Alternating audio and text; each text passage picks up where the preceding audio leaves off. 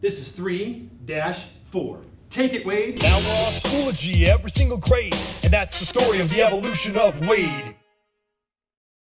Students of AB Calculus, I've got a new problem for you today. All right, last time I did mention that there are 4 key words that tell you to not only take a derivative, but do an entire first derivative test. Increase, decrease, maximum, minimum. Decrease, that's one of our 4 take the derivative words and draw the number line as well, okay? So first of all, if I see decrease, I know to take a derivative.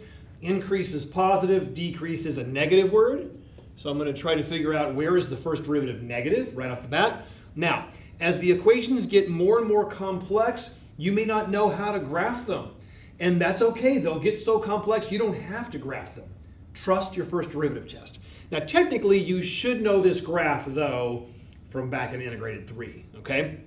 We had a whole chapter on the less you exercise, the less you live.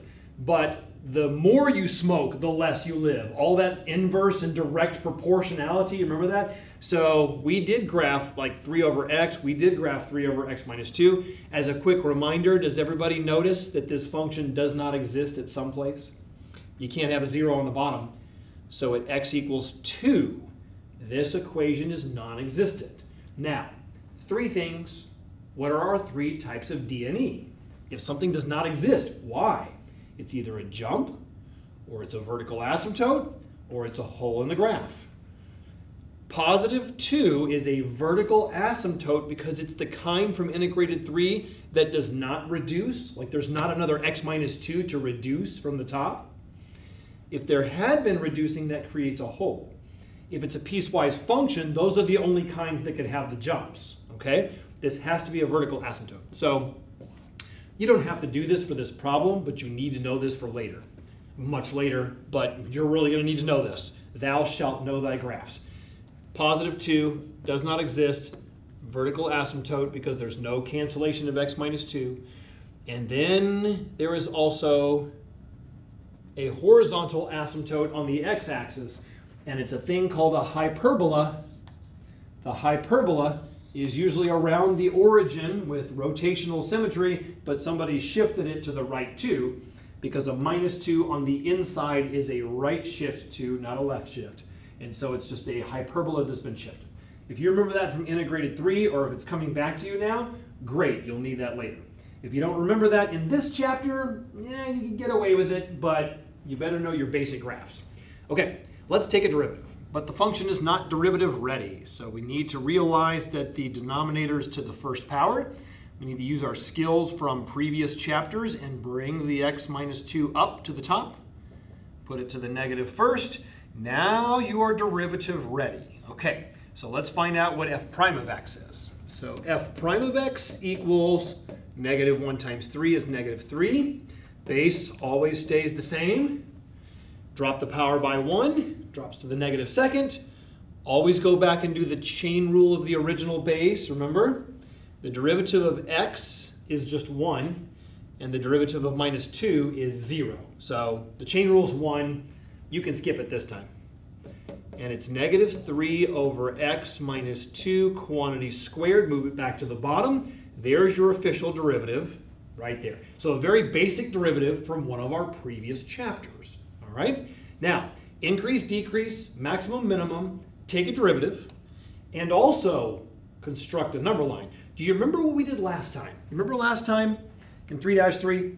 Didn't we take the derivative and we're like, where is this thing increasing? Where is it decreasing? Oh yeah, find out where it's neutral. Remember we set it equal to 0 last time? So negative 3 over x minus 2 quantity squared, set the derivative equal to 0. Okay? Just like last time. Find your neutrals. Now, when a fraction is equal to 0 in math, a fraction can only be equal to 0 when the top is equal to 0. The bottom can't be 0 anyway, right? When the top is equal to 0, the whole fraction becomes 0. But notice this is a new twist in this chapter. Negative 3 cannot equal 0. This fraction will never be 0. So this is the first time we've taken a derivative, set it equal to 0, and didn't get any solutions. That can happen. That's completely fine. There's a reason. We're about to see it. Now, I didn't label this in 3-3, but I'm going to label it in 3-4. Secretly, I knew this last time, but you didn't need it yet. This is what I call case 1 in my class, okay? Case 1, take your derivative, set it equal to 0 to answer increase, decrease questions and maximum, minimum questions. It wasn't equal to 0. Well, there's a second case you also need to observe that didn't matter last time in 3-3. We'll call this case 2, all right? Now in 3-3, what I did tell you is that it's important to set the derivative equal to 0. It is. What I did not tell you, because it didn't matter until now, is that when you do the first derivative test for increase, decrease, as Descartes discovered and then Fermat published, right? What is important is that you not just find the zeros. What is important is that you find everything that is not positive and not negative. Okay. Let's go over here off to the side. If you want to add this to your notes, you're all very good note takers, and so you like to add these things. So this is optional, but if you want to add it, you can. What in the world in math is not positive and not negative? 2 things. Believe it or not, there are 2 things. 0, if you all thought of 0, of course 0 is not positive, not negative. It's neutral. Here's the one that math students forget until I tell them. What about does not exist? If something doesn't exist, guess what? It's not positive and not negative. So your goal, when we do our number line, remember how you do the first derivative number line, and well, let's see, it was called f. Let's label it f prime. Okay, f prime number line. The goal is to make marks so that we don't step on them that are all the zeros. Well, there were none. And now we're realizing we also have to find where the first derivative does not exist. Those are other places that are not positive, not negative. Okay, is there any place this derivative does not exist? So case 2, f prime does not exist, question mark? With the polynomials in 3-3, polynomials always exist. They're always continuous. But this is discontinuous at 2. The derivative is discontinuous at 2. X equals 2. Gee, I wonder why. Oh yeah, the original function is also discontinuous at x equals 2, isn't it? There's a vertical asymptote. If the graph isn't even there, how could you possibly describe its derivative, which is the slope? Isn't the derivative slope, right? How steep is the roller coaster where it doesn't even exist? That also, the steepness also would not exist. Of course that's true. That's why it does not exist, okay? Good to understand that. But for this chapter, as long as you can just find these places. So look for the zeros. Also now today, look for the does not exists. All right, this is the only thing we got from case 1 and case 2. Make a mark on the number line, and we're gonna put a 2 right there. Now go pick your sample points, your test points. Just don't pick 2. That's the only number you can't pick. It's a landmine. Don't step on the landmine, all right? We're walking through a field. It's been marked for you. Now, pick a number lower than 2, all right? 0 would be an easy one. Also, -100 I like, but get 0 if you can. It's easy to plug in. A number larger than 2, pick 3, pick 2.1, pick 5. I would pick 100. Because again, the more ridiculous it is, the faster your brain can actually do it, okay? So I would pick 0 and 100 personally, and you could pick anything you want. Just don't pick 2. All right, don't make marks either for these blue numbers. We don't make marks there because then that'll confuse us and we'll think it's part of the answer. No, 0 and 100 are your secret. 2 is the only importantly marked number. Now, what happens when you mark all the zeros and all that does not exists from the first derivative on the number line? When you've marked those, anything else a student picks in the class should result in a positive or a negative because we've marked the things that are not positive, not negative, right? So 0 should give us a plus or a minus. It cannot possibly give you a 0 unless you did something wrong. 100 should give us a positive or negative, okay? Where do we plug it in? It's called the first derivative test. You put it back into the first derivative right here, this box. Okay, if you take 0 and plug it in, you're going to get -3 over 0 minus 2 is -2 quantity squared. -2 squared is 4, right? -2 quantity squared is +4. You get -3/4. That's a negative number, okay? Now, plug in 100 into the derivative. Negative 3 over 100 minus 2 is 98 squared. 98 squared is positive. Negative 3 over any positive is negative. Okay? So you get negative, negative. Interesting. Last time in lesson 3-3, the signs changed. Plus, minus, plus, minus. They don't have to change around these marks. Okay? Now, we're done. Answer the question. Where is f, the original graph, decreasing? And remember, they'll get so complex you won't even have a graph. So let's, just for a second, let's pretend like we don't even have the graph, all right? Where is the original function decreasing? And we know there's a graph in real life somewhere. Look at your number line. The original function is decreasing where the first derivative test gives you negative signs. That means the original function is decreasing, all right? So, you have a choice. Actually, there are two possibilities and only one is correct. Negative, negative. It was negative forever. The number line is forever negative. Does that mean the function is decreasing forever? Okay. If so, if you say it's negative forever, you would write negative infinity to positive infinity. It's the whole number line, basically. Sometimes the interpretation of this number line will be that. Notice I just ignored the 2, right? Because the signs didn't change. But sometimes you have to respect the 2. That would be negative infinity all the way up to 2, parentheses, union, now resume on the other side of 2. This negative goes from 2 to the right forever, to infinity. So maybe that's the right answer, or maybe that's the right answer. Sometimes with this number line that we got here, that's the answer. Sometimes with the number line we got, that's the answer. Okay? It depends. So now you're wondering, how do I know which one's right? There's only one way to find out. And the question is, to dodge or not to dodge? That is the question. Do I dodge around the 2 like this answer, or do I just blatantly ignore the 2 and put this answer? Okay, again, it depends on something. It depends on the original function. Sometimes the original function will give you this answer where you ignore the 2. Sometimes you'll respect the 2 and dodge around it. Okay, here's what seals the deal. Does this 2 that we dodged around exist in the original function? If you take 2 and plug it back into the original function, you get 0 on the bottom, and it does not exist. If the original function does not exist at 2, then there's no way that you should put the top answer, because you're including 2 in your answer. Negative infinity to infinity includes the number 2, and you just included a place that doesn't even exist. That's what's bad. So if it doesn't exist in the original function, you're going to respect it and dodge around it and avoid the 2, okay? To dodge.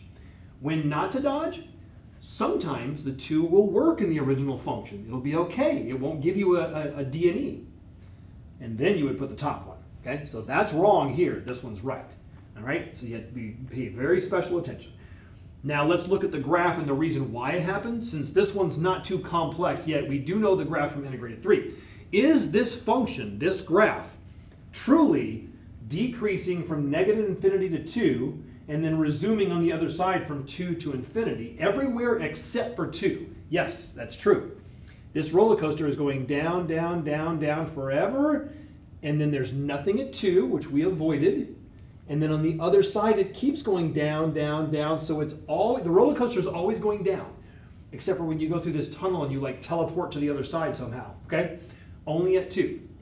By the way, one other acceptable answer in college to every number in the world except for 2, in college you can actually write x not equal to 2. And that will cover every number in the world but 2. It will be the same thing as this. So I would let this slide on a test, actually, okay? I kind of like this for the AP test because that's probably how they'll put the multiple choice, but you can put this too, all right? Letter B. I see the word minimum already. Okay, maximum, minimum, increase, decrease. Those are all first derivative words. And do a number line also. So minimum, find the derivative. By the way, a minimum is a valley, not the lowest valley necessarily, but any valley.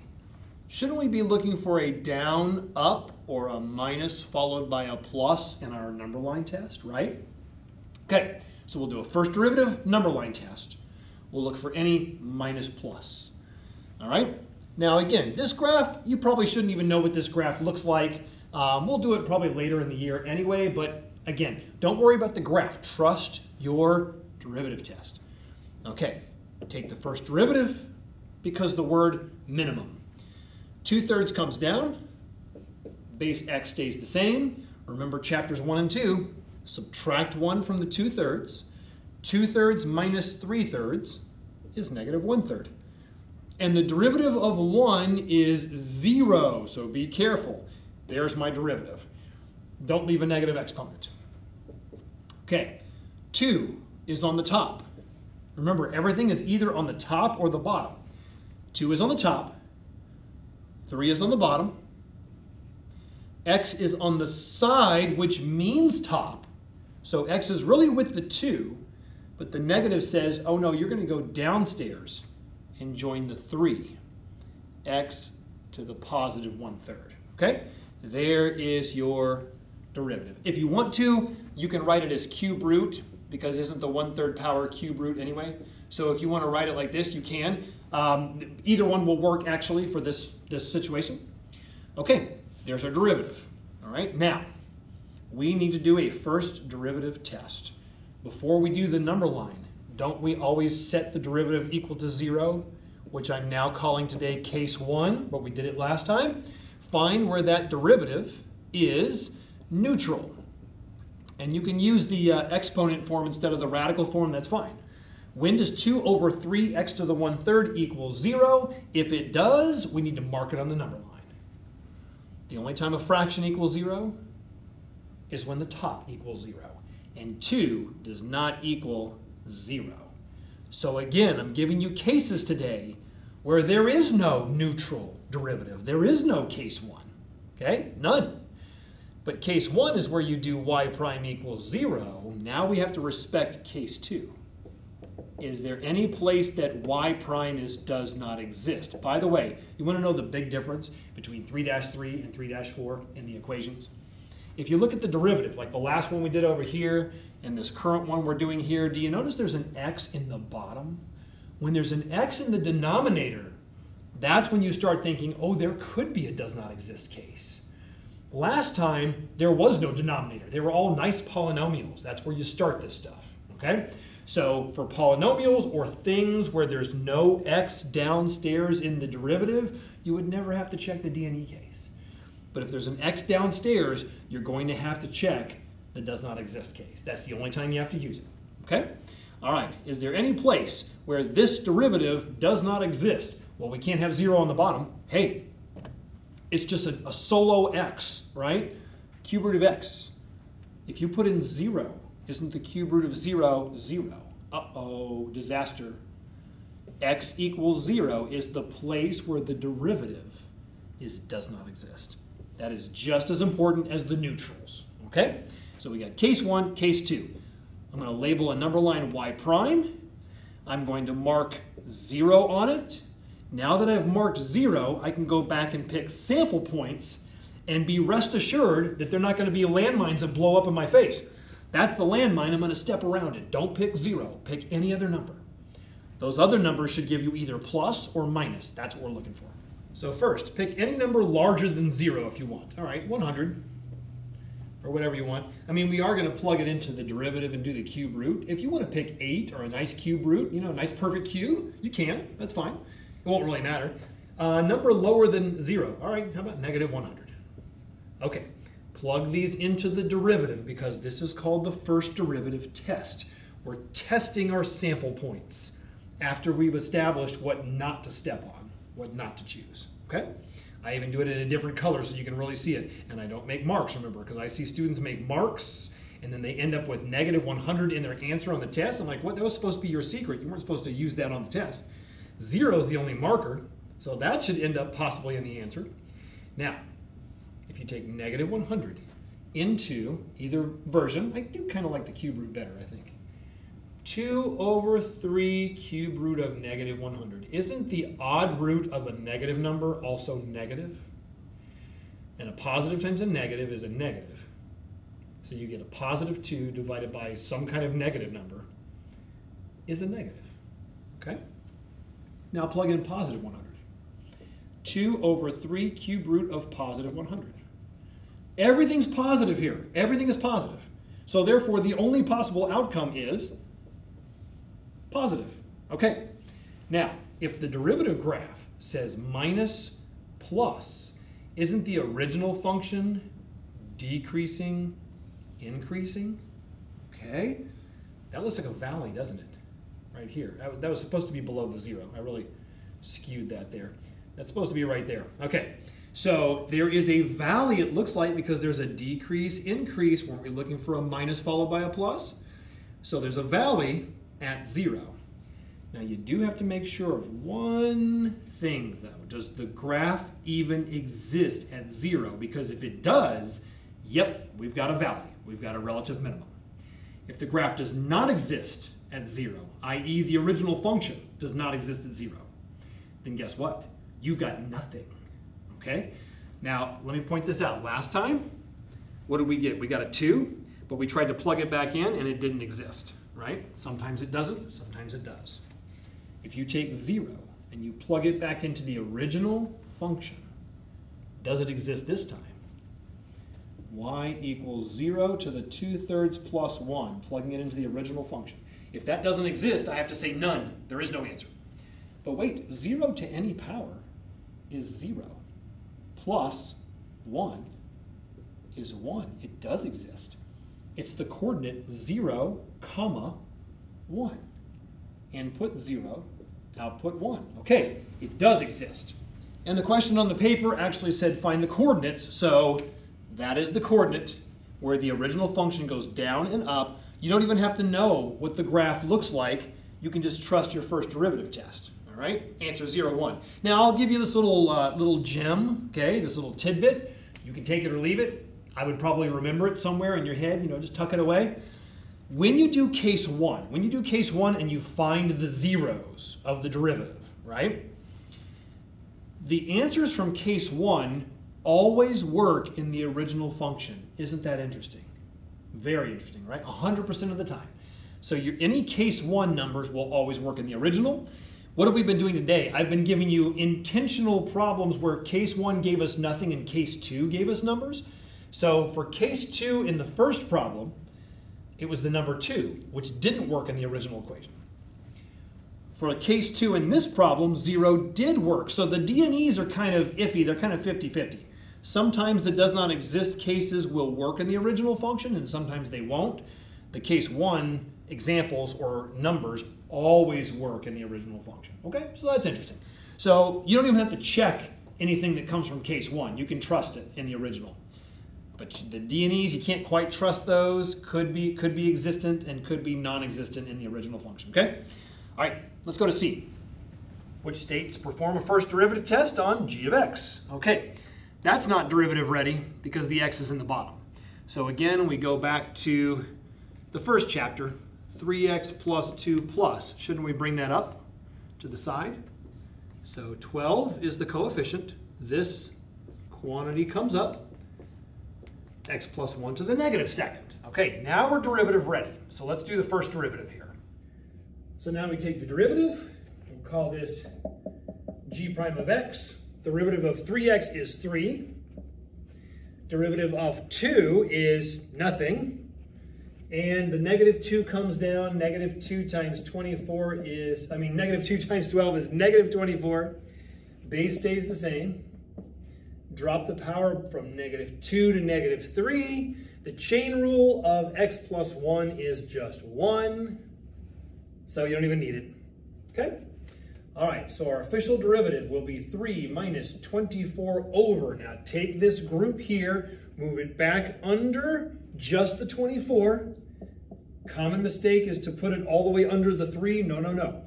Just put it under the 24 because you can't jump over the subtraction sign. Downstairs in this house only, there is your derivative.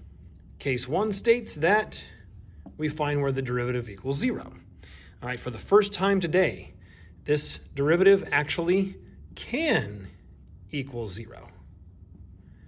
So we at least attempt it, okay? Ooh, I don't ever want my negative group to be with an x, right? My x group should never be negative. Shouldn't we add this to the other side then? So we'll do this instead.